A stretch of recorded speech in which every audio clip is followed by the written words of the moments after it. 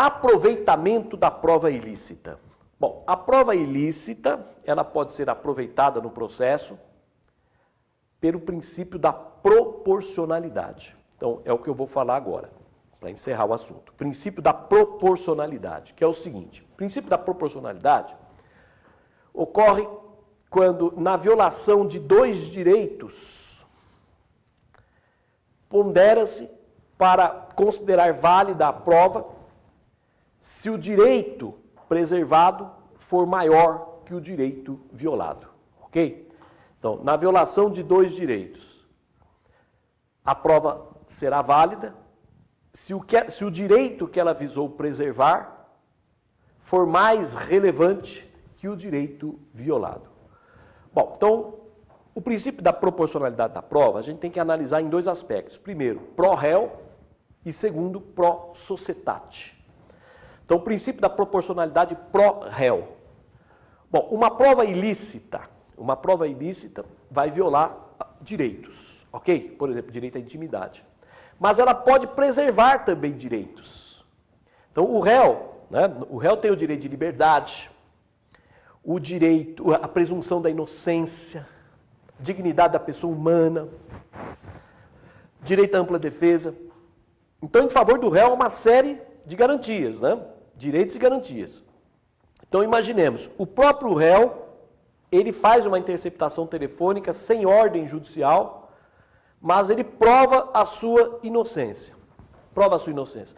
Bom, foi violada a intimidade, que é um direito constitucional, mas foi preservado aí os princípios da dignidade da pessoa humana, o direito de liberdade, a ampla defesa do réu, presunção de inocência. Então, os direitos do réu aqui são mais fortes do que a intimidade. Então, a prova ilícita em favor do réu é aceita tranquilamente pela doutrina, ok? Prova ilícita em favor do réu é aceita pela doutrina, ok? Que na verdade é uma espécie também de estado de necessidade, né? Estado de necessidade. O réu, o meio que ele tinha para provar a inocência era através da ilicitude. Então, se havia uma situação de estado de necessidade, quer dizer, a liberdade dele estava em risco. Então, o meio que ele tinha era esse. O estado de necessidade, a rigor, torna lícita a prova. Então, alguém está sendo processado injustamente. Então, ele faz uma interceptação clandestina para provar a sua inocência. O estado de necessidade, se a gente for pensar bem, torna a prova lícita, né? Porque você pode até matar em estado de necessidade. Por que você não vai poder fazer uma interceptação telefônica em estado de necessidade, se você pode até matar em estado de necessidade? Não é isso? Então, é pacífico que a prova ilícita pode ser utilizada em benefício do réu. Alguns autores restringem. Bom, pode ser utilizado em benefício do réu se não tinha outros meios de ele provar. Se era o único meio dele provar, daí caracteriza o estado de necessidade. Há uma corrente que diz, não, prova ilícita sempre pode ser usada em favor do réu. Uma segunda diz, pode ser usada se não havia outros meios. Se for o único meio, porque daí é uma situação de estado de necessidade. Bom, a questão da tortura. Então, imaginemos, uma prova ilícita que beneficia o réu, mas foi obtida mediante tortura. Bom, se a pessoa presta uma declaração mediante tortura,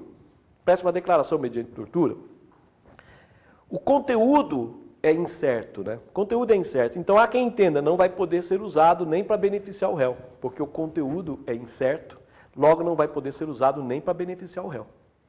Ok? Agora imaginemos que mediante tortura, alguém aponta um local, alguém entrega os objetos que provam a inocência do réu. Mediante tortura, alguém entrega os objetos que provam a inocência do réu.